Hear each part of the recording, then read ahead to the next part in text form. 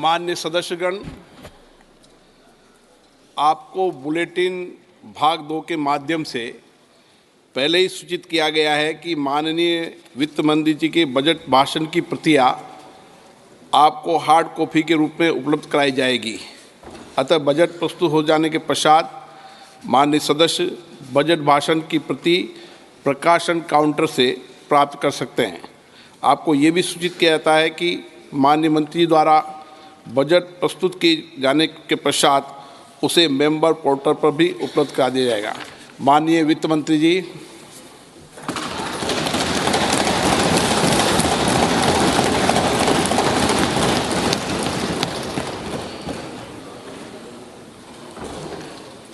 Honorable Speaker, I present the interim budget for 24-25.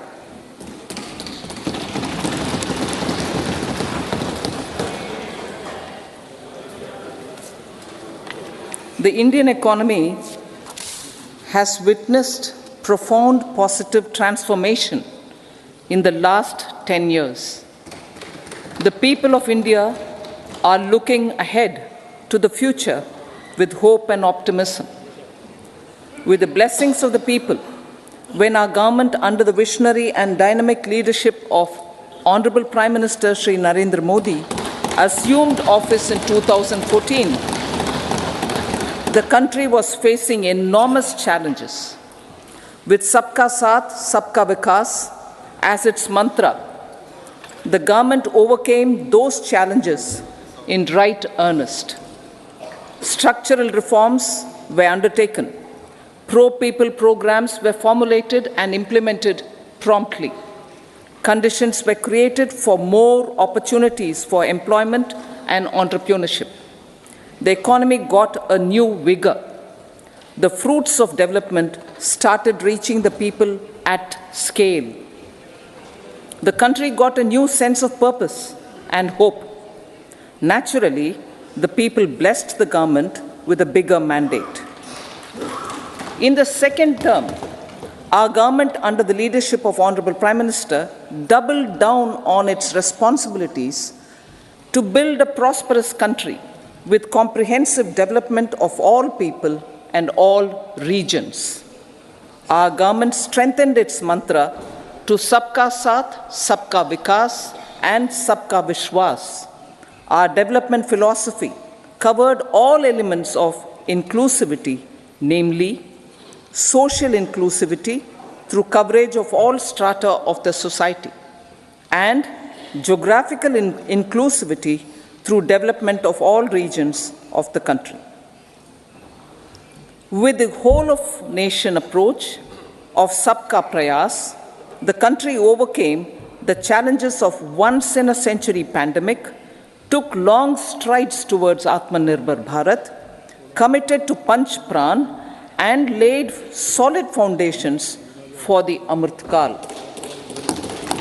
As a result, our young country has high aspirations, pride in its present, and hope and confidence for a bright future. We expect that our government, based on its stupendous work, will be blessed again by the people with a resounding mandate. Inclusive development and growth.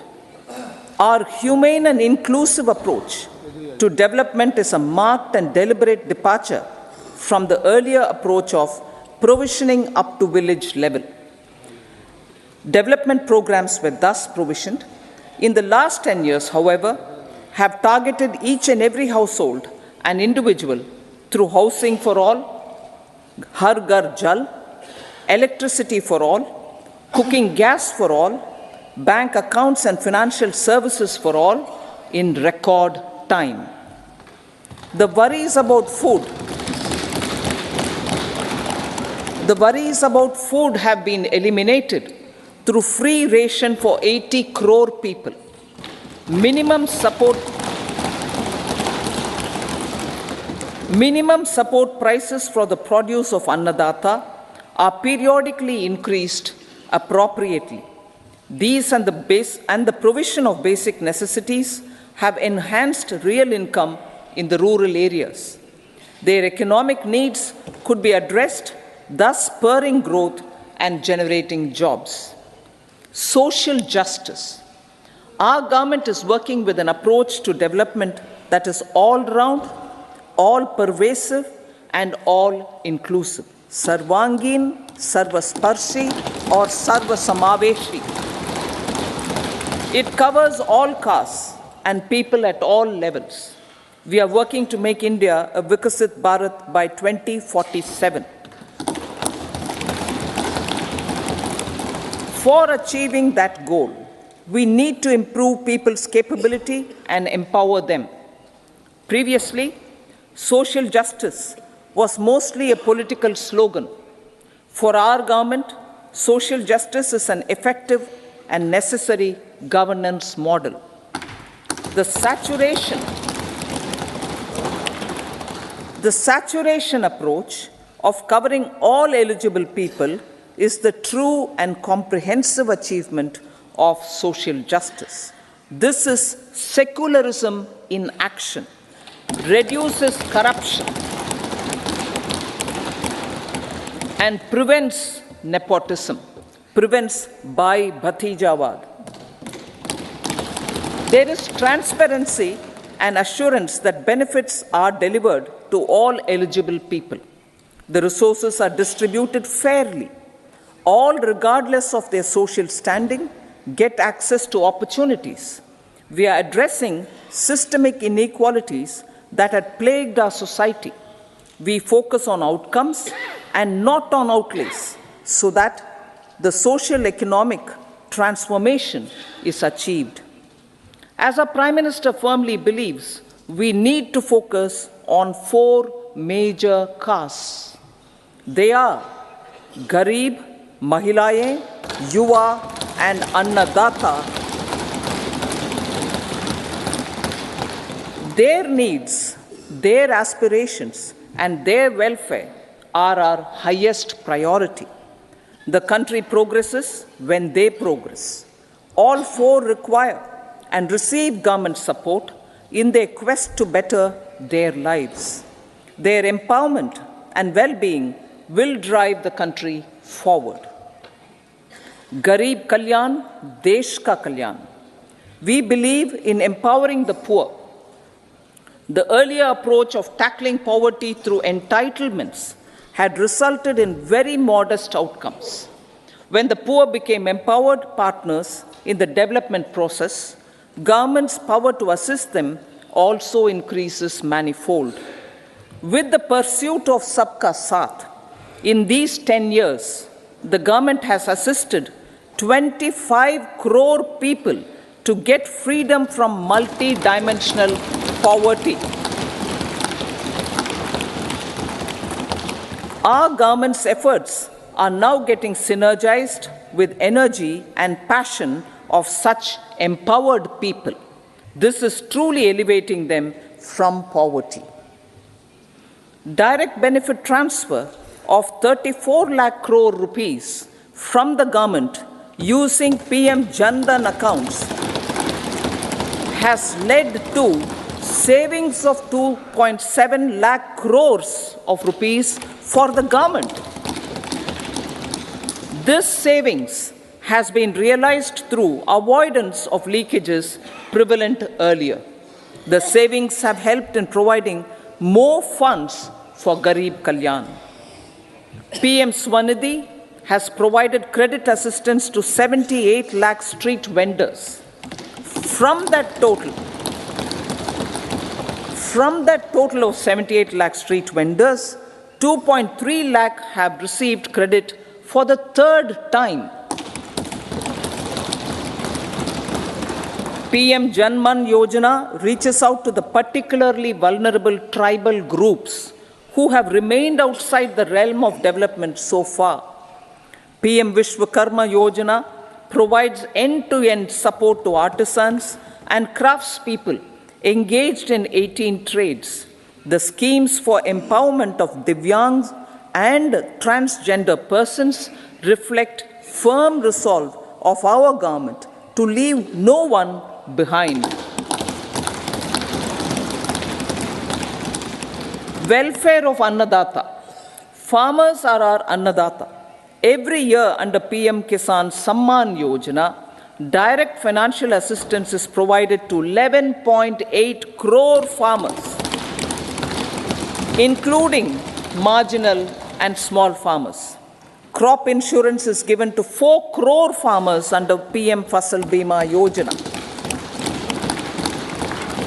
These, besides several other programs, are assisting Annadata in producing food for the country and for the world.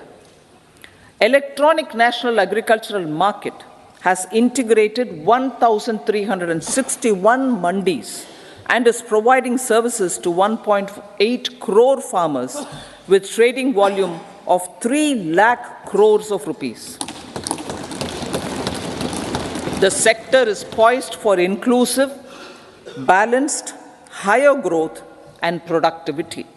These are facilitated from farmer-centric policies, income support, coverage of risks through price and insurance support, promotion of technologies and innovations through startups. Empowering the Amrit PD, the Yuva. Our prosperity depends on adequately equipping and empowering the youth. The National Education Policy 2020 is ushering the transformational reforms. PM Schools for Rising India, PM Shri, are delivering quality teaching and nurturing holistic and well-rounded individuals.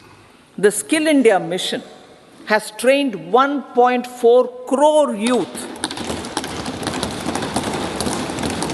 upskilled and reskilled 54 lakh youth, and established 3,000 new ITIs. A large number of institutions of higher learning, namely 7 IITs, 16 triple ITs, 7 IIMs, 15 AIMS, and 390 universities have been set up. PM Mudra Yojana has sanctioned 43 crore loans aggregating to 22.5 lakh crores of rupees for entrepreneurial aspirations of our youth. Besides that, Fund of Funds, Startup India, and Startup Credit Guarantee schemes are assisting our youth. They are also becoming Rozgar Data. The country is proud of our youth scaling new heights in sports. The highest ever medal tally in Asian Games and Asian Para Games in 2023 reflects a high confidence level.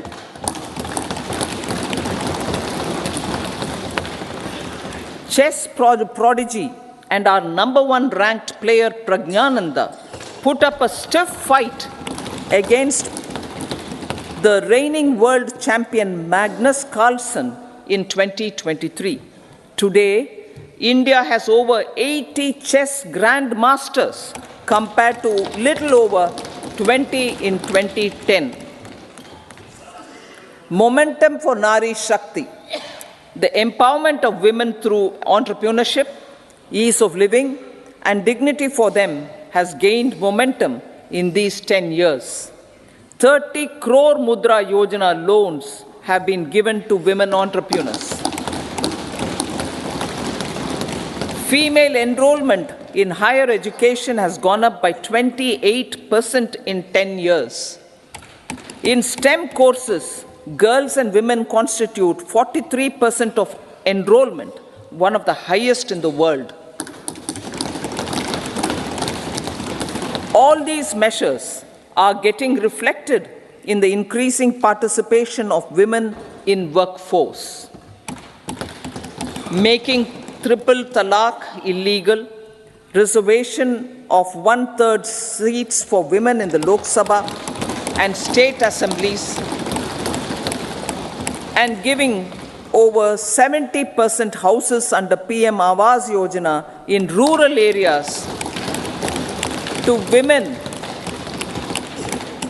and giving over 70% houses under PM Awas Yojana in rural areas to women as sole or joint owners have enhanced their dignity. Exemplary track record of governance, development, and performance. Besides delivering on high growth in terms of gross domestic product, the government is equally focused on a more comprehensive GDP, that is, governance, development, and performance.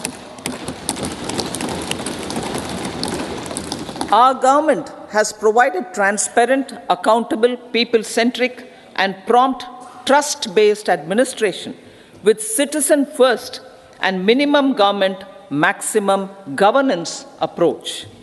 The impact of all-round development is discernible in all sectors. There is macroeconomic stability, including in the external sector. Investments are robust.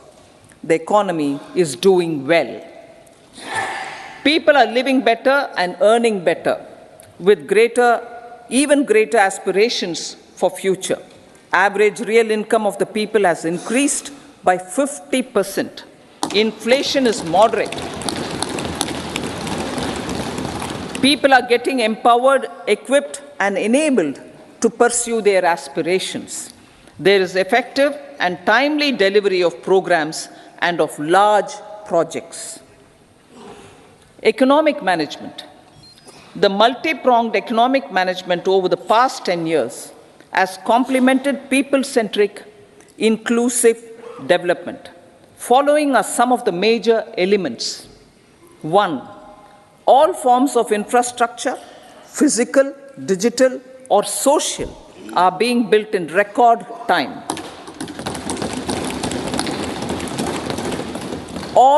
Number 2, all parts of the country are becoming active participants in economic growth.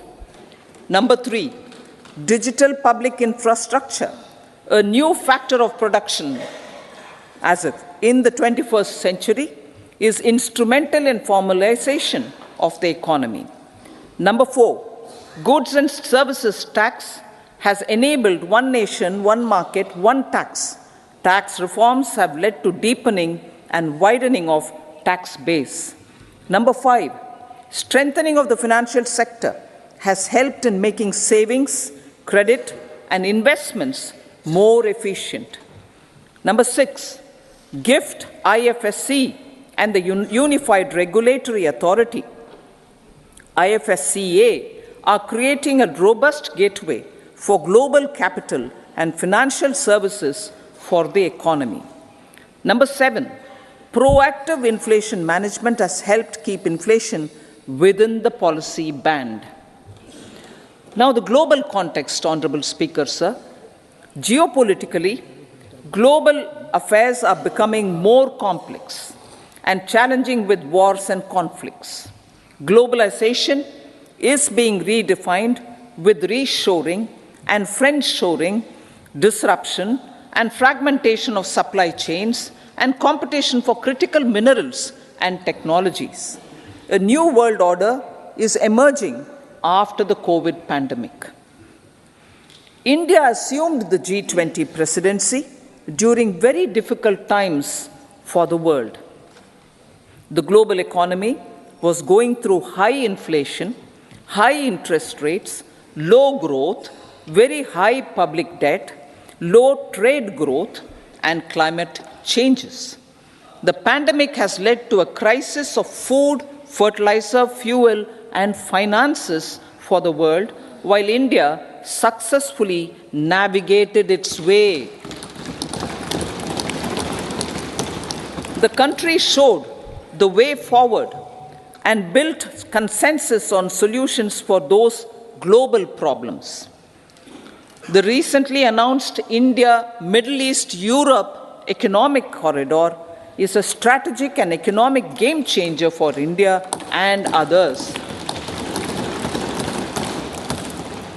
In the words of Honorable Prime Minister, the corridor, and I quote, will become the basis of world trade for hundreds of years to come, and history will remember that this corridor was initiated on Indian soil, unquote.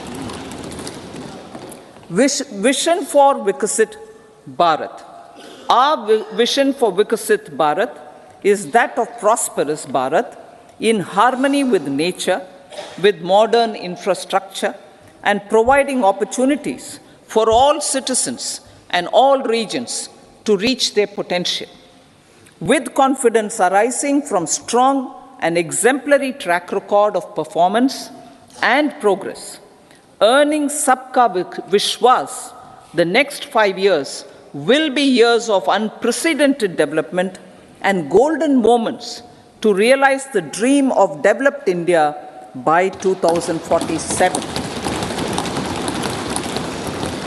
The trinity of demography, democracy, and diversity backed by Sabka Prayas has the potential to fulfill aspirations of every Indian.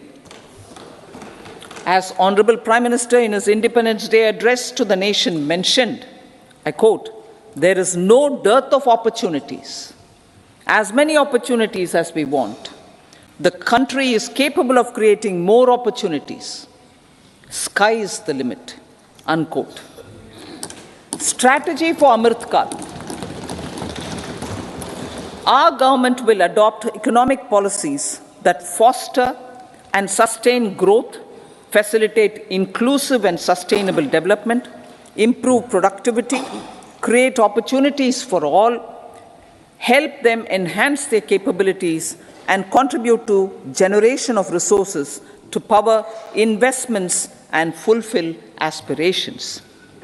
Guided by the principle, reform, perform, and transform, the government will take up next generation reforms and build consensus with the states and stakeholders for effective implementation. It is an important policy priority for our government to ensure timely and adequate finances, relevant technologies, and appropriate training for the micro, small, and medium enterprises, MSMEs, to grow and also compete globally. Orienting the regulatory environment to facilitate their growth will be an important element of this policy mix. Aligning with the Panchamrit goals, our government will facilitate sustaining high and more resource-efficient economic growth. This will work towards energy security in terms of availability, accessibility, and affordability. For meeting the investment needs, our government will prepare the financial sector in terms of size, capacity, skills, and regulatory framework. Aspirational Districts Program. Our government stands ready to assist the states in faster development of aspirational districts and blocks, including generation of ample economic opportunities. Development of the East. Our government will pay utmost attention to make the eastern region and its people a powerful driver of India's growth. PM Awas Yojana Gramin. Despite the challenges due to COVID, implementation of PM Awas Yojana Gramin continued, and we are close to achieving the target of 3 crore houses. 2 crore more houses will be taken up in the next 5 years to meet the requirement arising from increase in the number of families. Rooftop solarization and Muft Bijli. Through rooftop solarization, 1 crore households will be enabled to obtain up to 300 units free electricity every month. This scheme follows the resolve of Honorable Prime Minister on the historic day of consecration of Sri Ram Mandir in Ayodhya. Following benefits are expected. Savings up to 15 to 18,000 rupees annually for households from free solar electricity and selling the surplus to the distribution companies. Charging of electric vehicles. Entrepreneurship opportunities for a large number of vendors for supply and installation. Employment opportunities for the youth with technical skills in manufacturing, installation, and maintenance. Housing for middle class. Our government will launch a scheme to help deserving sections of the middle class, and I quote from Honorable Prime Minister's words, living in rented houses or slums or chawls and unauthorized colonies, unquote, to buy or build their own houses.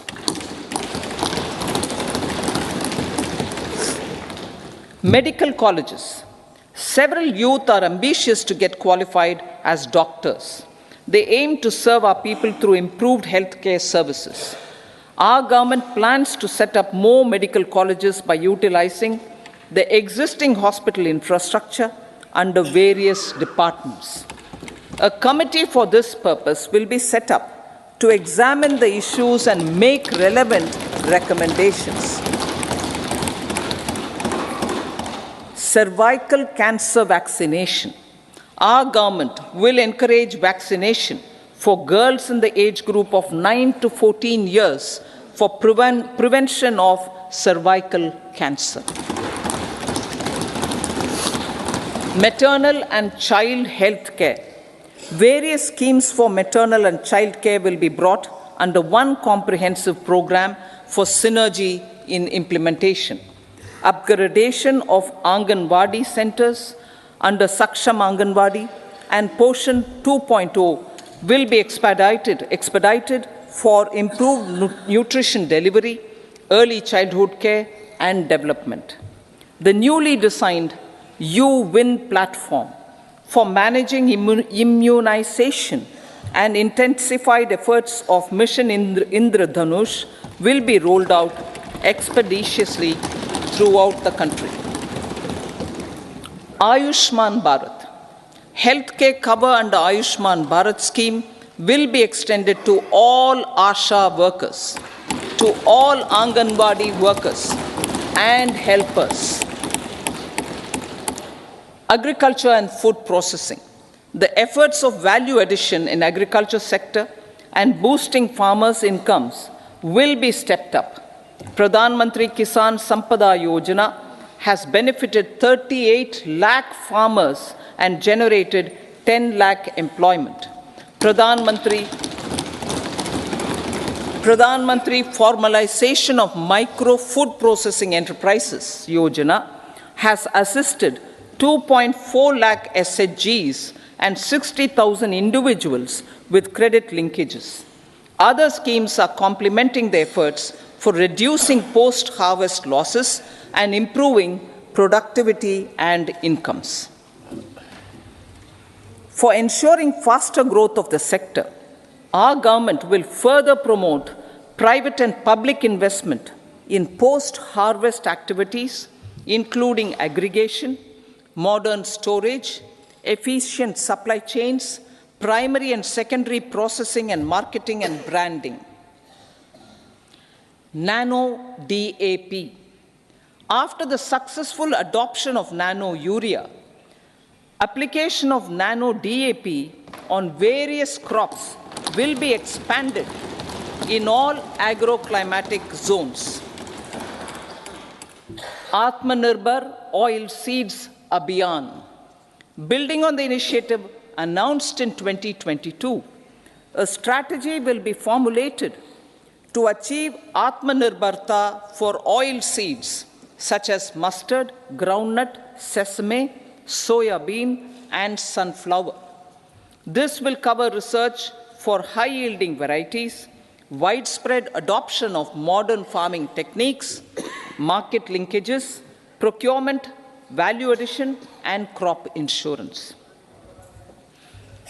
Dairy development. A comprehensive program for supporting dairy farmers will be formulated.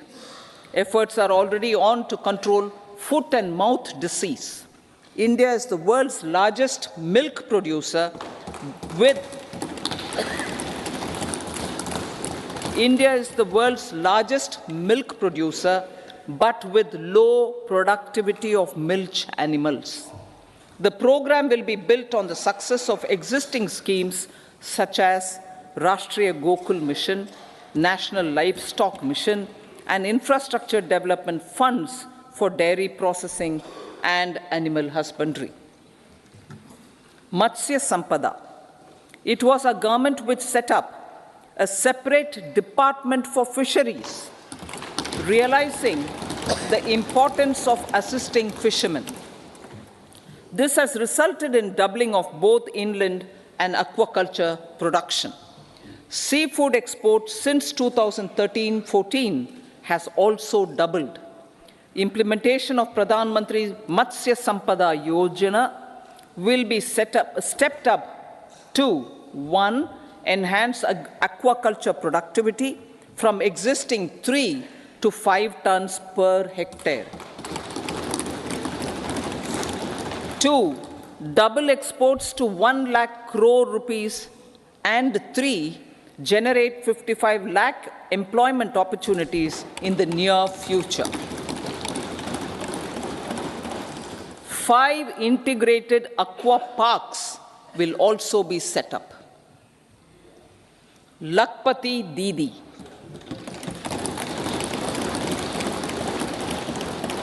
83 lakh SHGs. 83 lakh SHGs with 9 crore women are transforming rural socio-economic landscape with empowerment and self-reliance. Honorable Speaker said, their success has assisted nearly 1 crore women to become Lakpati Didi already. They are an inspiration to others. Their achievements will be recognized through honoring them. Buoyed by the success, it has been decided to enhance the target for Lakpati Didi from 2 crores to 3 crores.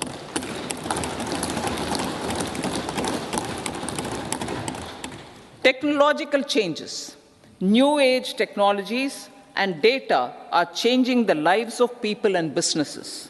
They are also enabling new economic opportunities and facilitating provision of high quality services at affordable prices for all, including those at the bottom of the pyramid.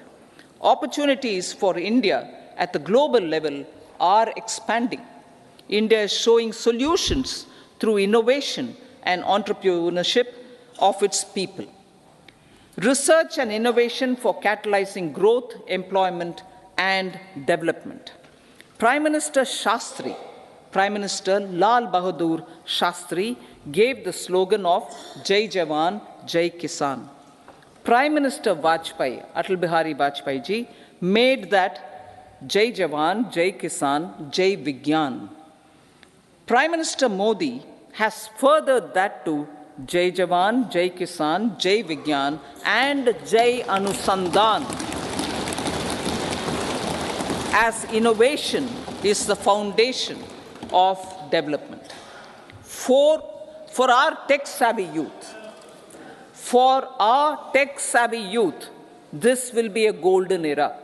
A corpus of 1 lakh crore rupees will be established with 50-year interest-free loan provided. The corpus will provide long-term financing or refinancing with long tenors and low and or nil. I repeat that sentence. The corpus will provide long-term financing or refinancing with long tenors and low or nil interest rates. This will encourage the private sector to scale up research and innovation significantly in sunrise domains. We need to have programs that combine the powers of our youth and technology. A new scheme will be launched for strengthening deep tech technologies for defense purposes and expediting Atmanirbharta. Infrastructure development. Building on the massive tripling of the capital expenditure outlay in the past 4 years, resulting in huge multiplier impact on economic growth and employment creation, the outlay for the next year is being increased by 11.1% to 11,111 crore rupees. This would be 3.4% of our GDP. Railways. 3 major economic railway corridor programs will be implemented. These are energy, mineral, and cement corridor. Number 2, port connectivity corridors. And number 3, high traffic density corridors. The projects have been identified under the PM Gati Shakti for enabling multimodal connectivity. They will improve logistics efficiency and reduce cost. The resultant decongestion of the high traffic corridors will also help in improving operations of passenger trains, resulting in safety and higher travel speed for passengers. Together with dedicated freight corridors, these 3 economic corridor programs will accelerate our GDP growth and reduce logistic costs.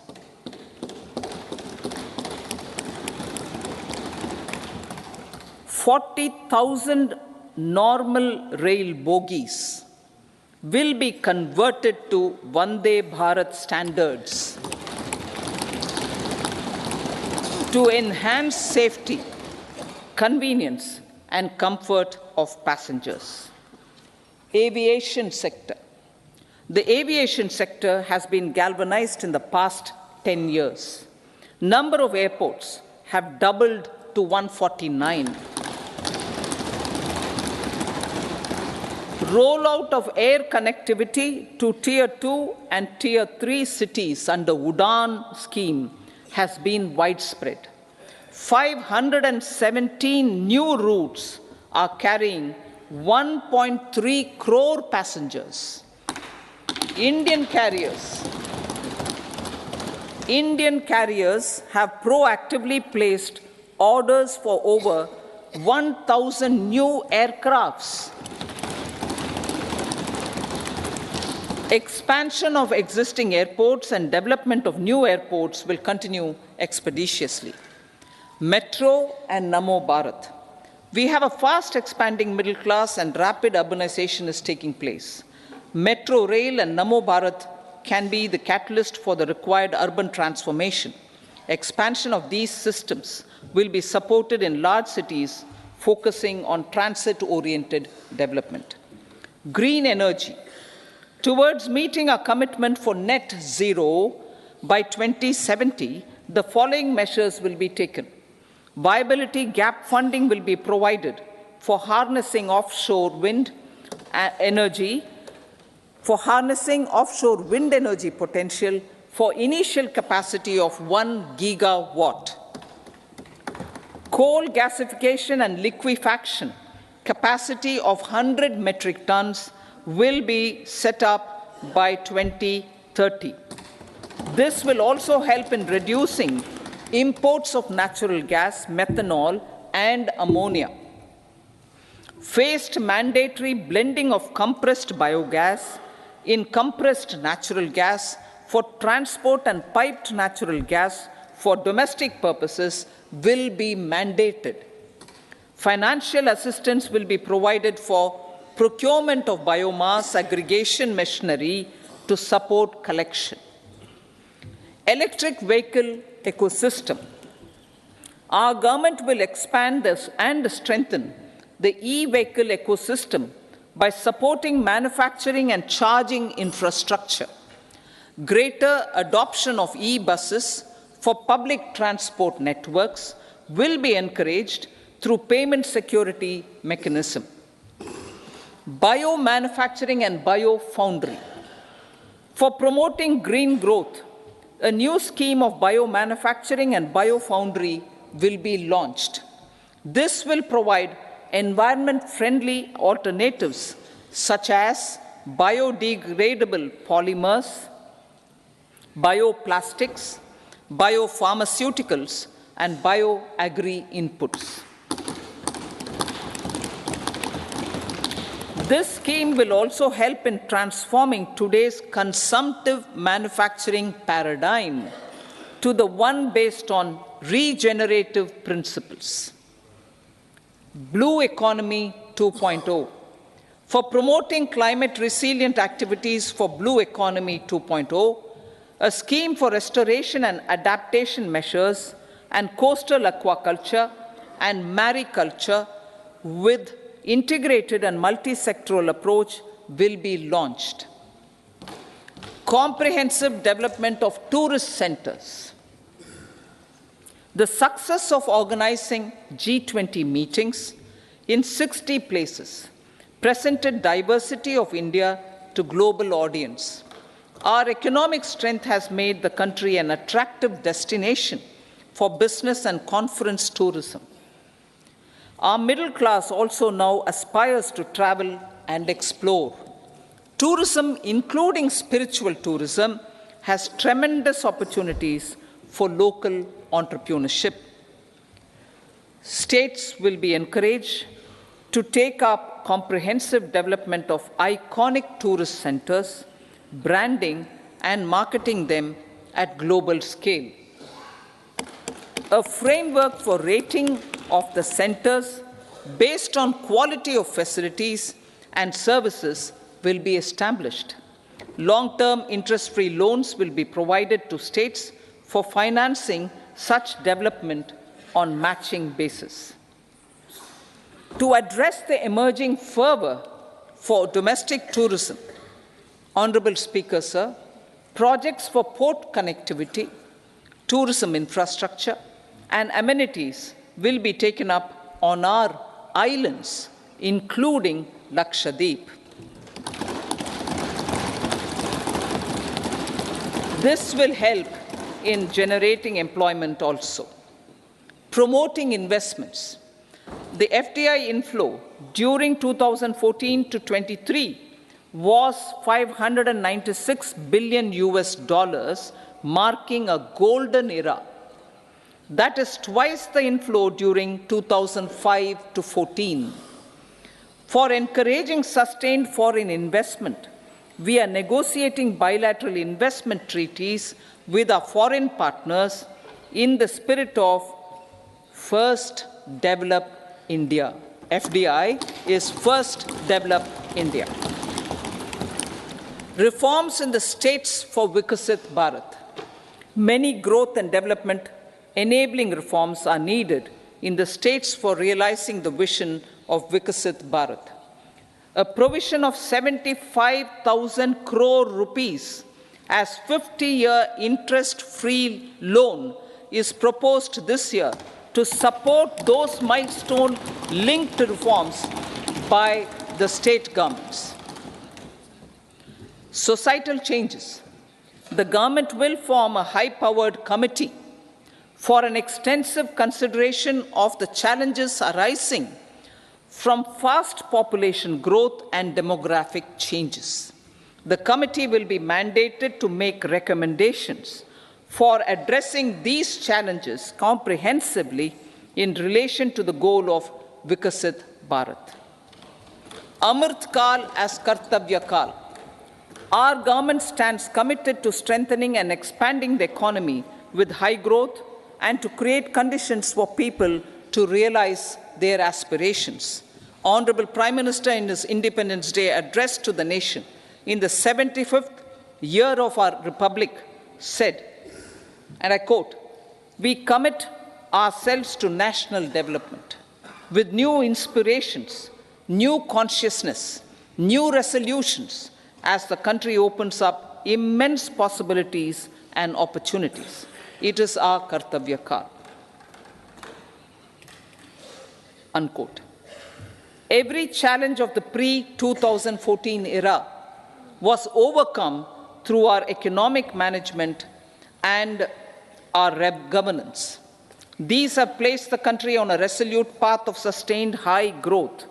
This has been possible through right policies, true intentions, and appropriate decisions. In the full budget in July, Honorable Speaker, our government will present a detailed roadmap for our pursuit of Vikasit Bharat.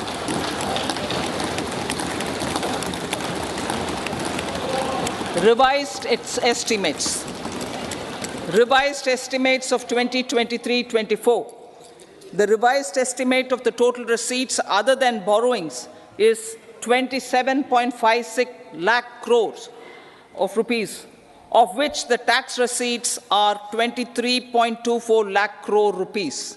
The revised estimate of total expenditure is 44.90 lakh crore rupees.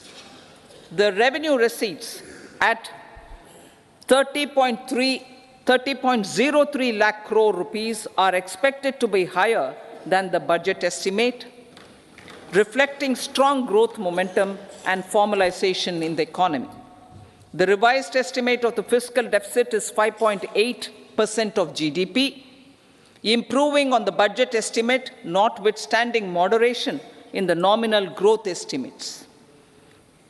Budget estimates for 2024-25. Coming to the year 2024-25, the total receipts other than borrowings and total expenditure are estimated at 30.80 and 47.66 lakh crore rupees respectively. The tax receipts are estimated at 26.02 lakh crore rupees. The scheme of 50-year interest-free loan for capital expenditure to states will be continued this year with an outlay of 1.3 lakh crore rupees. We continue on the path of fiscal consolidation, as announced in my budget speech of 2021-22, to reduce fiscal deficit below 4.5% by 25-26. The fiscal deficit in 2024-25 is estimated to be 5.1% of GDP, adhering to that path. So the gross and net market borrowings through dated securities during 24-25 are estimated at 14.13 lakh crore rupees and 11.75 lakh crore respectively. Both will be less than that in 23-24. Now that the private investments are happening at scale, the lower borrowings by the central government will facilitate larger availability of credit for the private sector. Vote on account. I'll be seeking vote on account approval of the Parliament through the appropriation bill for a part of the financial year 2024-25. I will now move to Part B. Honorable Speaker, sir, over the last 10 years, the direct tax collections have more than trebled and the return filers swelled 2.4 times. I would like to assure the taxpayers that their contributions have been used wisely for the development of the country and welfare of its people. I appreciate the taxpayers for their continued support. The government has reduced and rationalized tax rates. Under the new tax scheme, there is now no tax liability for taxpayers with income up to 7 lakh rupees, up from 2.2 lakh rupees in the financial year 2013-14. The threshold for presumptive taxation for retail businesses was increased from 2 crores to 3 crores. Similarly, the threshold for professionals eligible for presumptive taxation was increased from 50 lakh rupees to 75 lakh rupees. Also, corporate tax rate was decreased from 30% to 22% for existing domestic companies and to 15% for certain new manufacturing companies. Honorable Speaker, sir, in the last 5 years, our focus has been to improve taxpayer services. The age-old jurisdiction-based assessment system was transformed with the introduction of faceless assessment and appeal, thereby imparting greater efficiency, transparency, and accountability. Introduction of updated income tax returns, a new Form 26AS, and pre-filling of tax returns have made filing of tax returns simpler and easier. Average processing time of returns has been reduced from 93 days in the year 2013-14 to a mere 10 days this year, thereby making refunds faster. Indirect taxation. By unifying the highly fragmented indirect tax regime in India, the GST has reduced the compliance burden on trade and industry. The industry has acknowledged the benefits of GST. According to a recent survey conducted by a leading consulting firm, 94% of industry leaders view the transition to GST as largely positive. According to 80% of the respondents, it has led to supply chain optimization, as elimination of tax arbitrage and octroi has resulted in disbanding of checkposts at the state and city boundaries. At the same time, tax base of GST more than doubled, and the average monthly gross GST collection has almost doubled to 1.66 lakh crores this year. States too have benefited. States' SGST revenue, including compensation released to states in the post-GST period of 2017-18 to 2022-23, has achieved a buoyancy of 1.22. In contrast, the tax buoyancy of state revenues from subsumed taxes in the pre-GST four-year period of 2012-13 to 2015-16 was a mere 0.72. The biggest beneficiaries are consumers, as reduction in logistic cost and taxes have brought down prices of most goods and services. We have taken a number of steps in customs to facilitate international trade. As a result, the import release time declined by 47% to 71 hours at inland container depots, by 28% to 44 hours at air cargo complexes, and by 27% to 85 hours at seaports over the last 4 years since 2019, when the national time release studies were first started. Tax proposals. As for tax proposals, in keeping with the convention, I do not propose to make any changes relating to taxation and propose to retain the same tax rates for direct and indirect taxes, including import duties. However, certain tax benefits to startups and investments made by sovereign wealth or pension funds, as also tax exemption on certain income of some IFSC units, are expiring on 31/3/2024. To provide continuity in taxation, I propose to extend the date to 31/3/2025.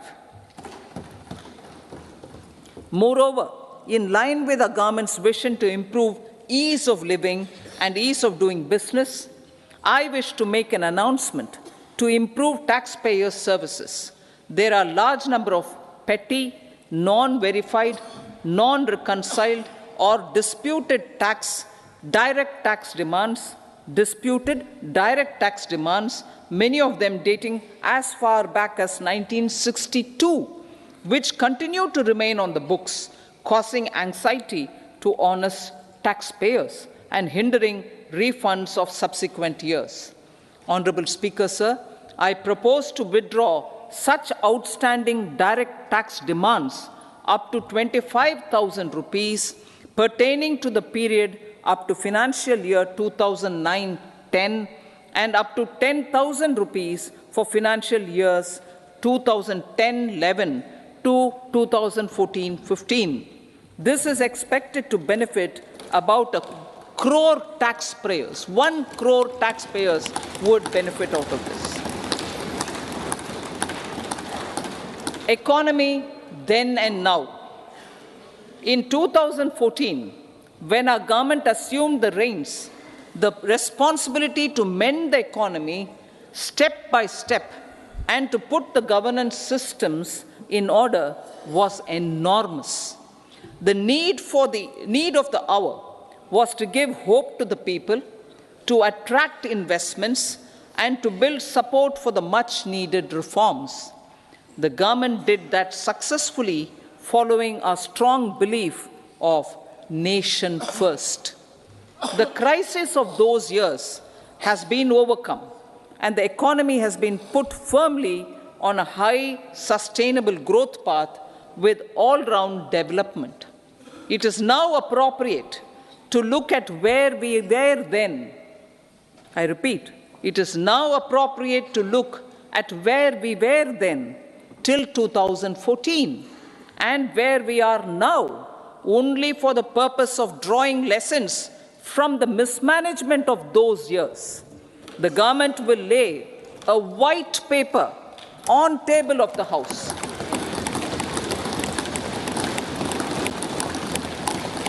The exemplary track record of governance, development and performance, effective delivery and Jan Kalyan has given the government trust, confidence and blessings of the people to realize whatever it takes.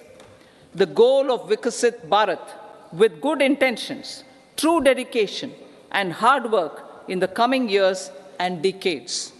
With this, Honorable Speaker, I commend the interim budget to this august House. Jai Hind.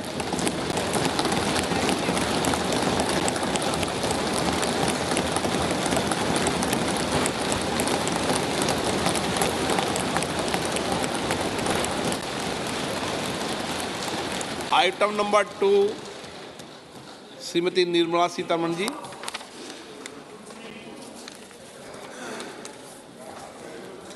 So, with your permission, I rise to lay on the table the following statements under Section 3(1) of the Fiscal Responsibility and Budget Management Act 2003, Medium-Term Fiscal Policy cum Fiscal Policy Strategy Statement and Macroeconomic Framework Statement. Item number 3, Srimati Nirmala Sitharaman ji. Sir, with your permission, I rise to move for leave to introduce the Finance Bill 2024. प्रश्न ये है कि विधेयक को पुनर्स्थापित करने की अनुमति प्रदान की जाए। जो सदस्य इसके पक्ष में हाँ कहें, जो सदस्य विरोध में ना कहें। मेरे विचार में निर्णय हाँ वालों के पक्ष हुआ, हाँ वालों के पक्ष हुआ। माननीय मंत्री जी विधेयक को पुनर्स्थापित करें। So I introduce the bill. सभा की कार्रवाई शुक्रवार दिनांक 2 फरवरी 2024 को प्राप्त 11 बजे तक के लिए स्थगित की जाती है।